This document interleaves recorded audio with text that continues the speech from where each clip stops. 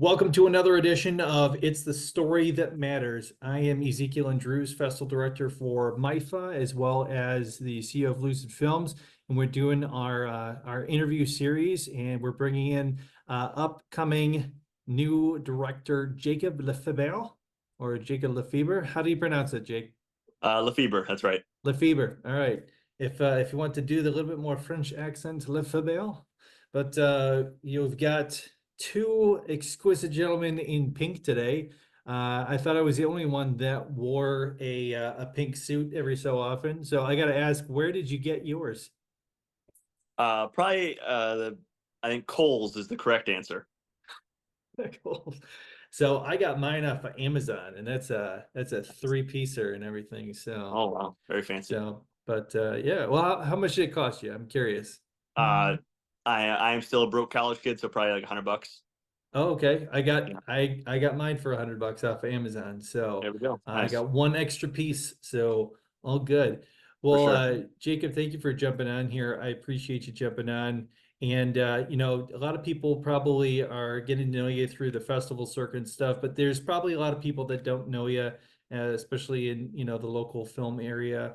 And so I just kind of want to, let's jump into your background really quick. So I know you from meeting at a couple of different film festivals, and for other people out there, where are you from, and what's your background in filmmaking?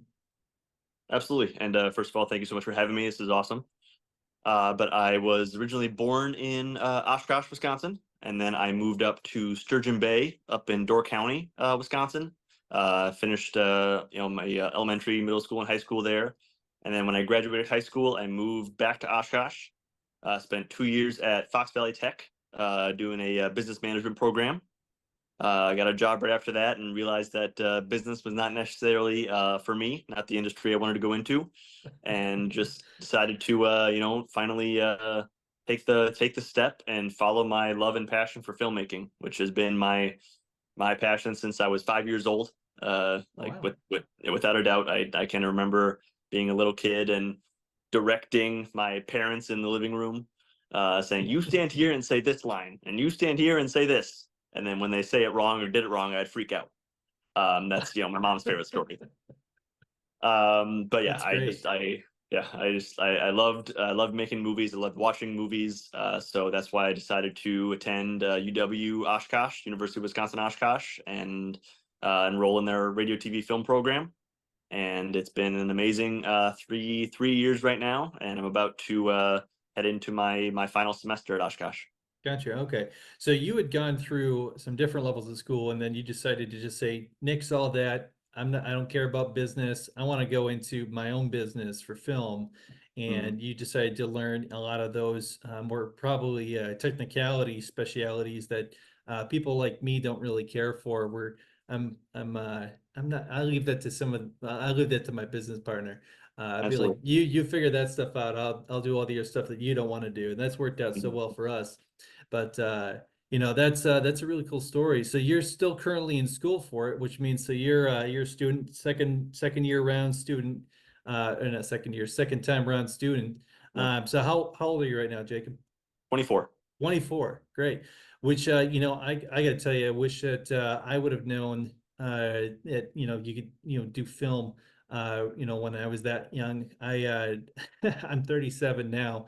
So for Mhm. me, I got a later start than you. So I feel like if I can transfer some of the energy from myself over to you about all the wishes and stuff that I could have done when I was that old, hopefully that helps you with your chakras and whatnot, if you believe in such nonsense.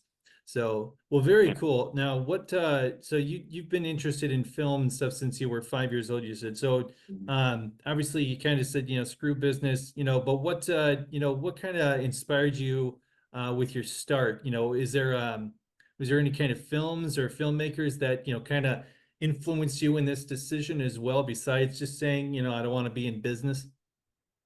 Um, Not obviously, you got the generic answers, you got your Tarantinos and Scorsese's. Um, just going kind of backtracking a little bit though after what you just said. Martin Scorsese always says that he still feels like a student. Hmm. So we're always learning. We're always, trying to grow and get better. Every single film we make, every experience we have, and that's what I try and do as well. Just keep learning, keep meeting new people, and being just trying to, attack every angle of filmmaking. That's my forte, I guess. Yeah. But yeah, just I was working for Coca-Cola, the soda merchandising company, Yeah. and I realized I had a coworker that had been doing it for over 40 years, and ton of respect for him. Huge, if he was happy doing what he was doing, that was great. But that was honestly my wake up call. I'm like, nope, I don't want to do this for 40 years. Thank you very much. I'll see you around. Yeah. Um, and that's what made that was the spark really that made me want to go into radio TV film. Awesome, very cool. So with your approach for film, so I know that there's a couple different films that you've worked on. We'll touch on those in a little bit. But how do you approach your storytelling process when you're making these films and come up with these ideas? Yeah. I will say that every film that I've been a part of, or at least been in the director's chair, I have also been at least a writer. One film I did make that we'll talk about was I was a co-writer, or I helped develop the story a little bit. That was kind of a whole nother beast. So I always find my inspiration from my writing process, Hmm. which is fun. I definitely enjoy it, but I enjoy directing and producing a lot more. So I know the story I want to tell. I know the characters. I know my characters so well. That's something I try to pride myself on. And then just the management side of it. I love the visualizing the idea I have in my head, whether like the location, the character, the costume, whatever it is. And then I love putting those pieces together and making it happen on screen. And that's really just the love of filmmaking that I truly have is honestly like the pre-production side. You got the Hmm. writing, you got the casting, you got the location scouting, all that, and then seeing it all come to fruition is really really cool for me. Gotcha. So you get all that stuff locked in, like locations and stuff. Do you get that locked in before you even start let's say casting or something like that? I will say that casting is probably the first thing I do once the script is finished. Hmm. And usually as I'm writing it, I'll picture who I want in my head, and I will say that I have a pretty good batting average. I'm probably like 80% of people that I write a role for a character or for an actor, and I ask them to do it, and they usually say yes. So I pride myself on that one. But then Nice. obviously location is very important as well. But some locations just aren't interested in having a film made at their spot, and it's totally understandable. Hmm. So I just gotta pick my battles, I guess. Yeah. So with writing, so I know you said so you like doing all those different pre-production aspects. So with writing, what's your process for developing a script? Do you I know you mentioned about kind of fleshing out these characters and stuff, but what's your do you start with a generic idea of what you want to tell, and then you just slot some characters in, or do you think about a kind of character that you'd want to see and then make a story around that? How does that kind of work for you? Great question. Definitely, I think my inspiration starts with a theme or a message, something that is maybe I'm truly taking like inspiration from my own life, my own experience, and I want to build a message around it. Or it's just based on actual life experience, and it's an actual story that I've partaken in, and then I just write try to Hollywood it up a little bit and make it a little more charismatic or a little more interesting for all people. Um, but writing for me is truly I try to I don't want to make a story or make a film if there's not a sentimental meaning for it to me. I want to send a message that I actually truly believe in and truly care about, and hopefully other people, the audience, would care about it as well. Then. Yeah, so let's talk about that for with your couple films that I got to watch and stuff. So first one that let's talk about that just came off the festival circuit. So Cappuccino. So let's dive into that one a little bit. So a message obviously, I think when I watched it, I thought that the message was kind of simple. I'm not going to spoil it for people. It's 7.5 minutes on YouTube. Everybody should check it out. It's literally out there. What I will tell you is that it's actually very difficult to find the film on YouTube. mainly just because there's so many YouTube videos that have the word cappuccino in them. And I Hmm. thought, well, let's try, by Film Society. And there was so many film societies. I thought, dang, I gotta I gotta find where this film is at. Yeah. So we'll definitely when I put the video out there for everybody, I'll make sure to put in a link directly for Cappuccino. Just because Yeah. otherwise I don't want people to give up on trying to find out where that film's at, just because that was entertaining to me in itself, just on my smart TV, just trying to flip through. I'm like, not this one. Nope, nope, nope, Hmm. nope, nope, nope. Where is it? We got to fix that YouTube algorithm for you. Yeah, I really Uh, do. Yeah, for sure. so with that story, so obviously, the setting is in a coffee shop. Hmm. And you kind of get the one coffee shop lady who's, good at, her job and, wants to, take care of customers as best she can. You got another one that I think, maybe she's having a bad day, or maybe that's just how she is. And you get this setting where these two just kind of like they both deal with the customer, and the way they deal with the customer is completely different. Hmm. Um, and then obviously there's some conflict that happens with the customer, and it kind of sets up, the tone that you're looking for. So with this setting for Cappuccino, what were some what was the I'll let you talk about what's the theme that you were kind of looking for with the film. Yeah.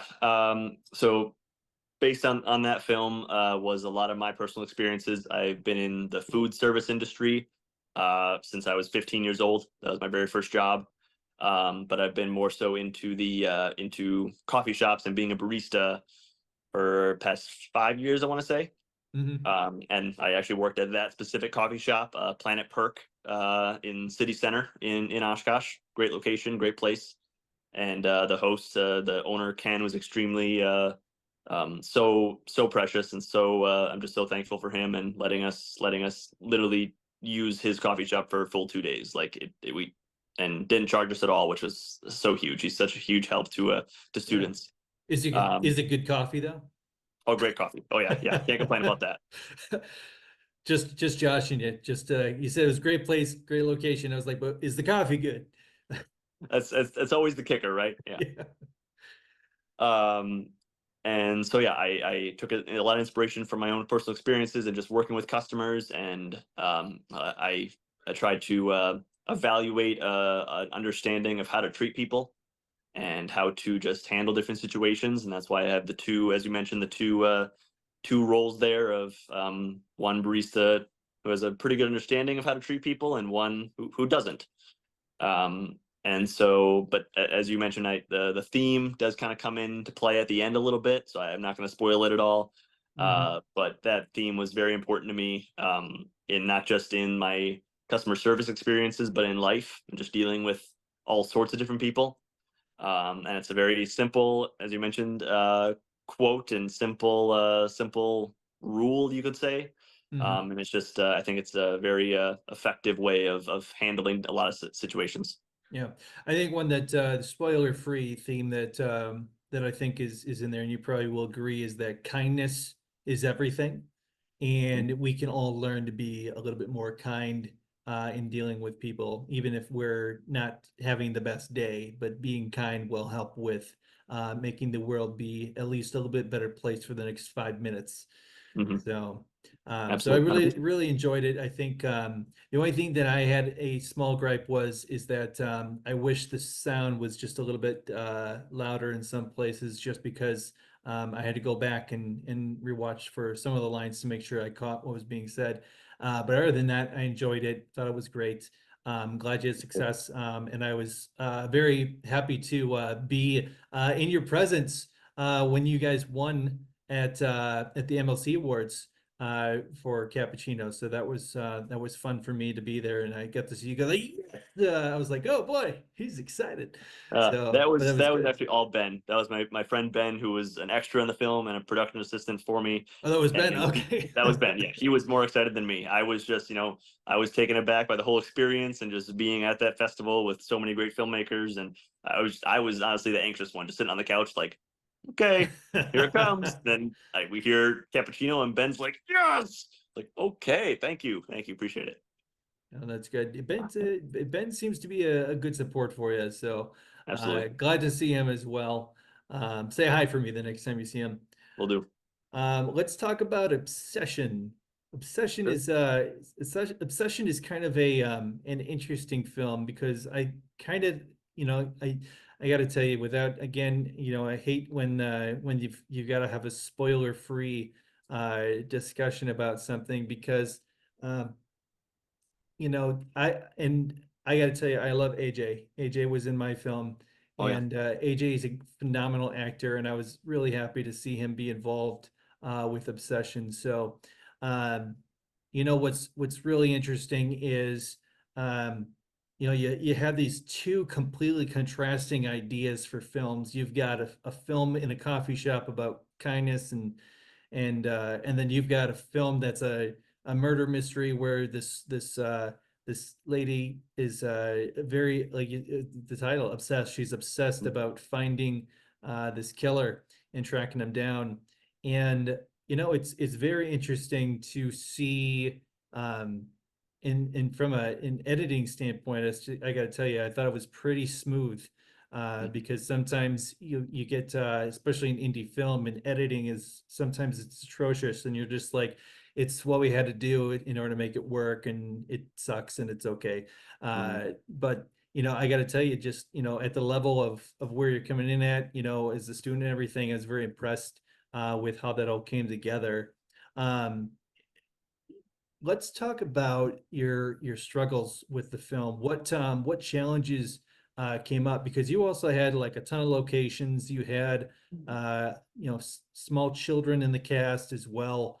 And I know that that can be a challenge as well, getting them to cooperate nicely. So tell me, what were your challenges and how'd you overcome those, or didn't Uh, overcome? yeah. Again, great question there.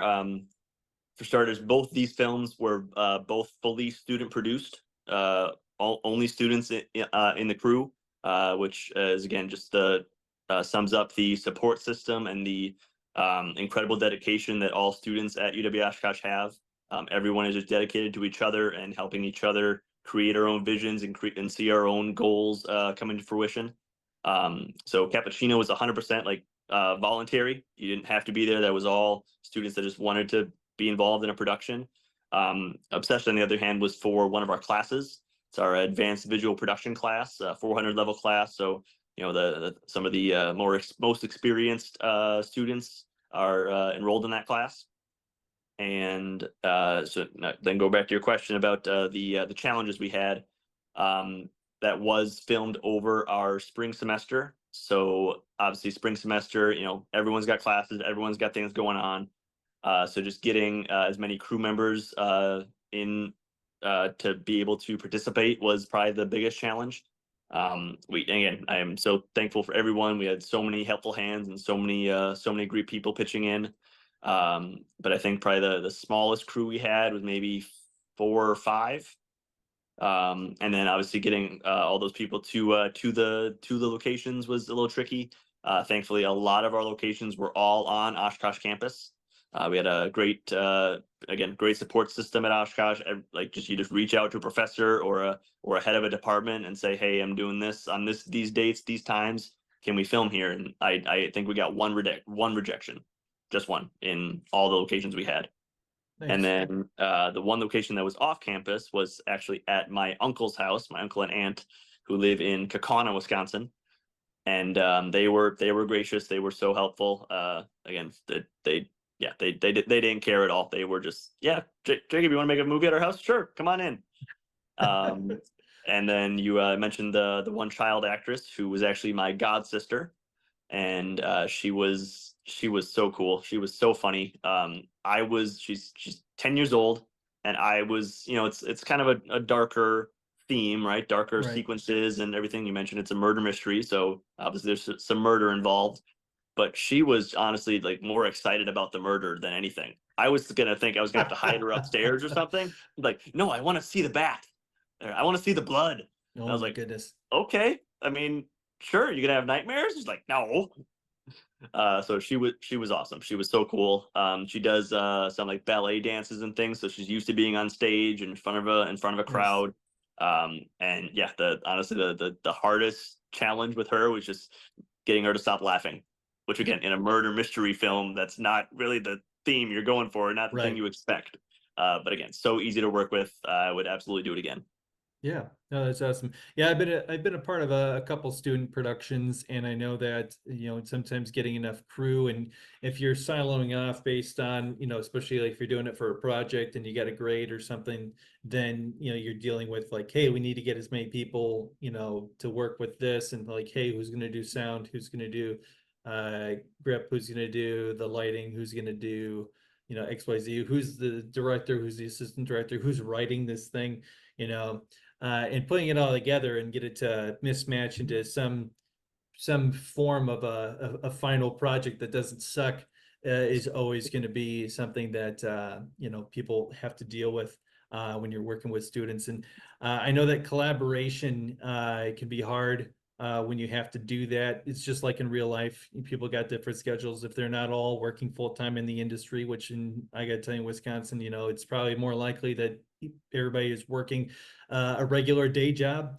and then Hmm. doing the film stuff for fun, or they're trying to do it as a side gig.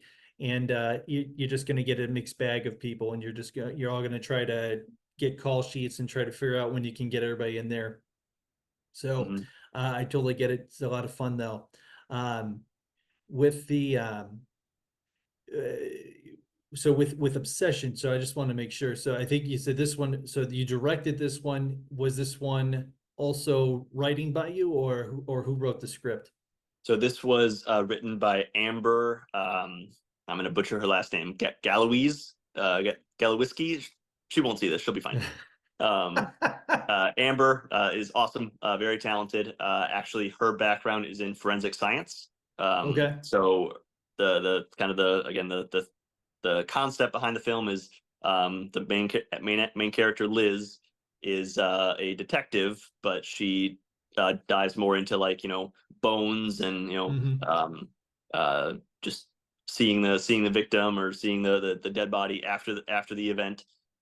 So that was kind of her background and why she decided to write this. And I liked it a lot, and I was the one who brought it up to her. I'm like, hey, we're in this class together.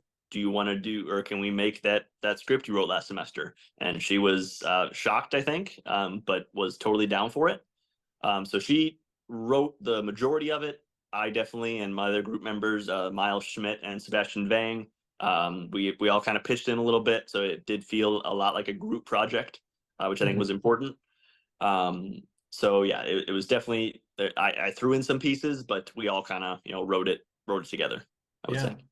Well, some of the things, and especially when you're doing, like I said before, about student films and stuff, sometimes, especially because it's basically no budget. Same thing is a lot of filmmaking. I did outright laugh when I saw the bones. Uh, I started laughing. I was like, all right, let me just jump back into this. I can Mm, watch this. Let's take it seriously here. sure. Um, because it's obviously you have to do a little bit of suspension of belief, and I think that some of the dialogue made that uh work out, so that way it was like, hey, like it was like in Bleach or Lie or something like that, Mhm. which I think helped. uh it's very very funny to me though, because I was like, wait a second, I think I recognize those bones. Uh, uh but no, it's good, but you got to make do with what you've got. You've mhm. you got to, it's like I said before about challenges and stuff. You've got to be able to overcome. You got to be able to improvise as necessary. um the other thing I wanted to ask is, obviously, so AJ, he's a older guy. He's probably I think he's in his 40s or so. I think and that's Sure. sorry, AJ, if you watch this, I apologize if you're younger than I thought. Mm, Um, but some of the other people that were in the cast, so Liz, and then the other gentleman who was the her superior officer. mhm. So, were these student actors as well, or how did you find these guys? Yep. So they were both students. Emma Sullivan was incredible, so talented. She's actually not pursuing acting at all, and after working with her, I think she should. because Yeah. she is so good. And then Caleb, who played the character of John, was a RTF student with me. Had no interest in acting, but a simple text convinced him, Yeah. and he was great. So I was very happy with both of them, and obviously AJ as well. AJ was the I would say that the first professional actor I've ever worked with, and he was great.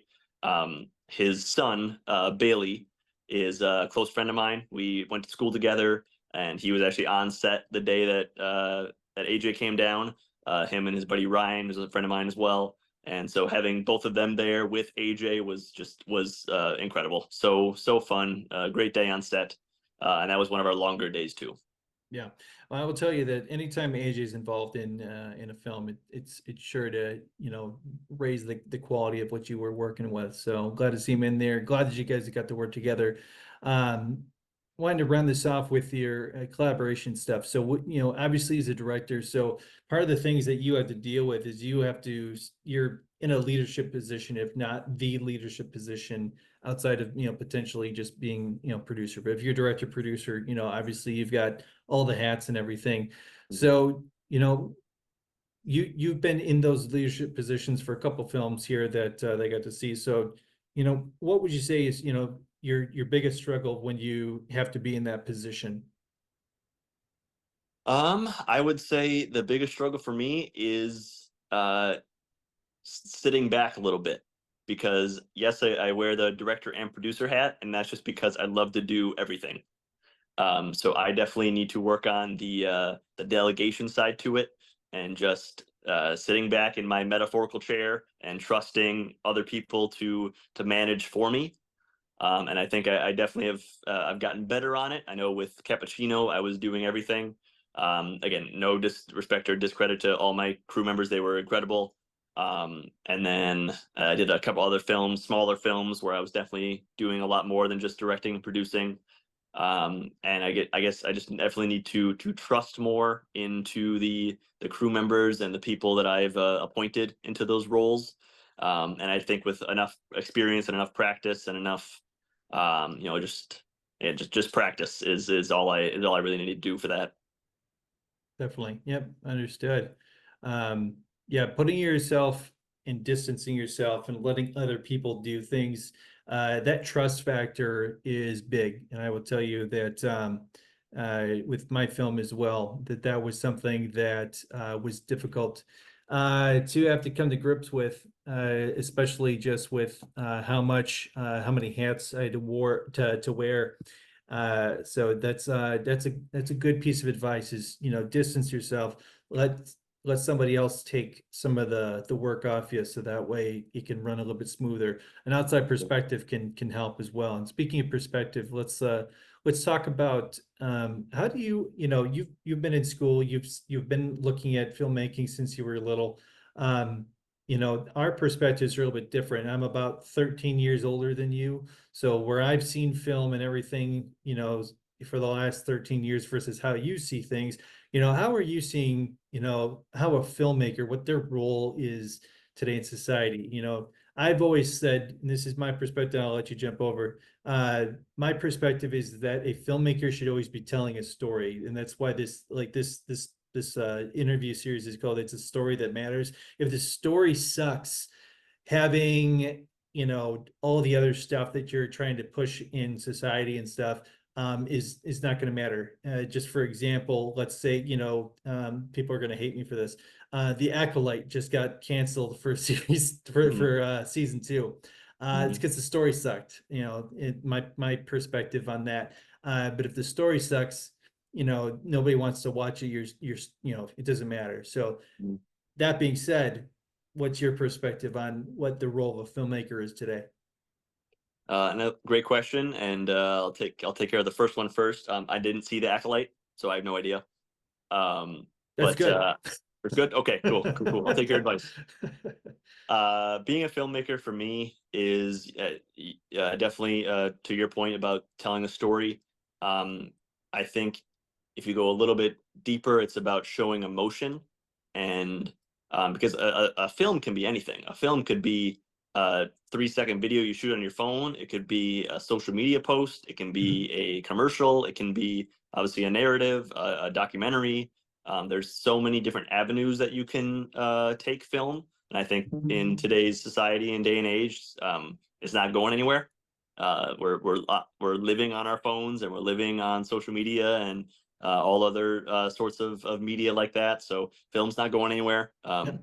That's what I always tell my when I always tell my parents whenever they're freaking out about me finding a job. I'm like, hey, film's not going anywhere. Yeah. So yeah, it's definitely about showing emotion, as you said, telling the story, and just really trying to hit the bullseye with an audience, and just trying to get the reaction that you're hoping for out of that audience. And if you don't get that reaction, that's okay. All film is someone's perspective, and you're not going to always agree with how something should end, or something should continue on, or how a character or an emotion should act.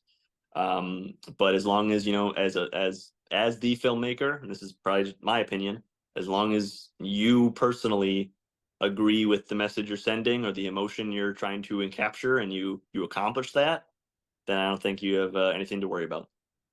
Well said. Something you said, kind of stuck out to me, and I want to circle back to it. You mentioned, people are always on their phones. People, it could be, you said some of like a 3-second video. I got to tell you, so nowadays with a lot of people, because everything is boom, boom, boom, boom, boom, and you need to catch people's interest, quickly, whether it's a trailer on YouTube, a short that you've like captured in there. Because I like my daughter, she's 14 years old, and she's on her phone, and she'll flip through YouTube shorts, and she'll forget what she was watching. She won't ever come back to it again if it didn't catch her interest. But the things that do, she's like, hey dad, I want to talk to you about this.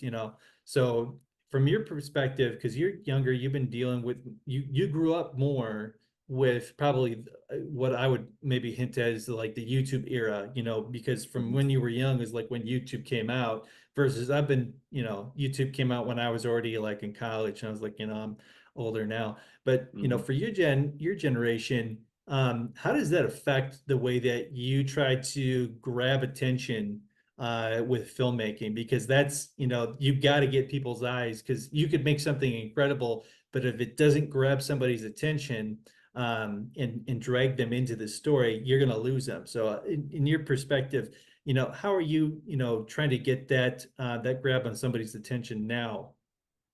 Yeah, another great question. I definitely think dabbling in short films helps. A 5 minute, 5 to 10 minute short film is a lot easier to keep someone's attention than a 2 hour feature Mhm. or anything like that. And then yet again, Oppenheimer was 3 hours long and made $1 billion. Like we just, There you go. it's give and take. I heard it was the Um, bomb. yeah, there you go. Yeah, they're just waiting for that. Um, but to your point about the the younger generation, I personally I feel like I may have just missed it truly, and I will give my parents a lot of credit on that one. I didn't have a smartphone until I was probably like 15, Okay. and I wasn't like watching YouTube or anything. I was there's not much to do in Sturgeon Bay, Wisconsin, Yeah. where I grew up. So you're playing outside a lot. You're playing in a treehouse. I don't know. You're working at Culver's. There's not much to do. But I have three younger brothers who are. I will definitely say it probably will hit them a little bit harder than it hit me. My youngest brother, who watches YouTube pretty consistently, and I overhear a lot of the stuff he's watching, and it's just so crazy to me how rapid fire it is. Yeah. There's this one. I don't even know what. It's a terrible example, but I think there's like a Minecraft type of channel that he watches, where there's a problem that he asks how to solve the problem, and then he solves the problem in like a span of 5 seconds. Like Wow. that's terrible for your attention I was span. gonna That's say terrible. Like my 10-year-old brother is like, he's gonna think that that's how you solve problems now in today's day and age, that's the way of the future, baby. You get a question. My right? my wife asked me a question about what something happened in a film, and I'm like, just keep watching. They'll probably talk about 5 seconds later, the answer's out there. Uh-huh. So it's just kind of crazy. Now, Yeah. speaking of the future and where we're moving towards, so I want to talk about, with the little bit of time we got left here. So what kind of stories in the future are you interested in telling? I am open. I am an open book. I am open to a lot of different stories. There are several that I already have in my head, or I have scripts for that I have already, put in motion toward production. Very excited about those. And as far as 5, 10 years in the future, I am open to a lot of things. I'm open to a lot of roles. I would direct. I would produce. I would write. I I'll just be a PA. I'll do sound, whatever it takes. Um, but in again, as I mentioned kind of in the beginning, I want to tell stories that I feel matter Mhm. and send a message that I feel matters. Definitely. Um, and that's what the projects I already have in place are definitely stories that I feel matter, and the stories that I want to tell in 25, 30 years, I hope they still matter then too. Perfect. Awesome. Thank you for that. Yes. Now, so social media, let's find out, how can people follow you and learn more about you? I've got you on Instagram here as J Lefeber 48. So that's JLEFEBER 48, which will also be on the YouTube channel as well. Perfect. How can people follow you as well? Is there like a YouTube channel? YouTube channel is kind of is not the greatest, so we can avoid that. Okay. But I post pretty much daily on Instagram, whether it's just on my story or just an actual post. My Facebook is Jacob Michael.